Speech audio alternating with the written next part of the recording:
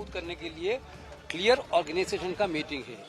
पूरा समय वर्कर्स के लिए, block president, DCC president and Pradesh office के लिए उनका सुनने के लिए दिया। पूरा उनका व्यू क्या है, उनका रास्ता क्या है, गुजरात का संगठन का रास्ता क्या है, उनका व्यू क्या है, उसी इश्यू पर देखिए। नो हमारा पूरा concentration organization building के लिए, this is not in the Gujarat, all over India, but we are starting from the Gujarat. हमारा સૌના નેતા, દેશના નેતા, પાર્લામેન્ટમાં કોંગ્રેસ પક્ષના, વિરોધ પક્ષના નેતા અને સૌના હૃદયમાં વસેલા એવું નેતૃત્વ ગુજરાતમાં 2 દિવસના પ્રવાસે કોંગ્રેસના કાર્યકર્તાઓ સૌ નાનાથી મોટા એમને મળી રહ્યા છે, એમની વાત સાંભળી રહ્યા છે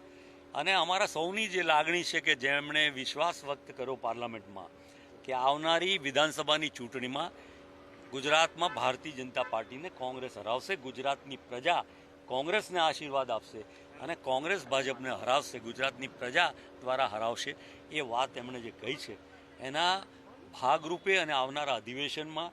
ગુજરાત દેશને દિશા બતાવશે, ગુજરાતીઓ દેશને દિશા બતાવશે અને એના માટે સૌની સાથે વિચાર વિમર્શ અને વાતચીત કરી રહ્યા છે, માર્ગદર્શન આપશે અને અમને સૌને મોટિવેશન કરશે। રાહુલજીની સાથે આ પોલિટિકલ અફેર્સ બેઠકમાં અખિલ ભારતીય કોંગ્રેસ સમિતિના અમારા સંગઠનના ઇન્ચાર્જ મહાસચિવ કેસી વેણુગોપાલજી,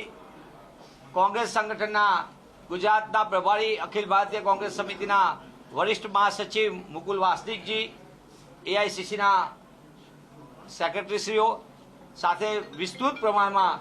બેઠકમાં ચર્ચા વિચારણા થઈ, સંવાદ થયો। આગામી દિવસોની અંદર કોંગ્રેસ સંગઠનમાં શું મહત્વની કામગીરી થઈ શકે અને ગુજરાત સંગઠનને કઈ રીતે મજબૂતી આપી શકાય તેની તમામ સેલ ડિપાર્ટમેન્ટના ચેરમેનો સાથે સામેથી એમને સંવાદ કર્યો। રાહુલજીની આ ત્રણેય બેઠકની અંદરનો સૂરમાં કોંગ્રેસ સંગઠનને મજબૂતી આપવા માટે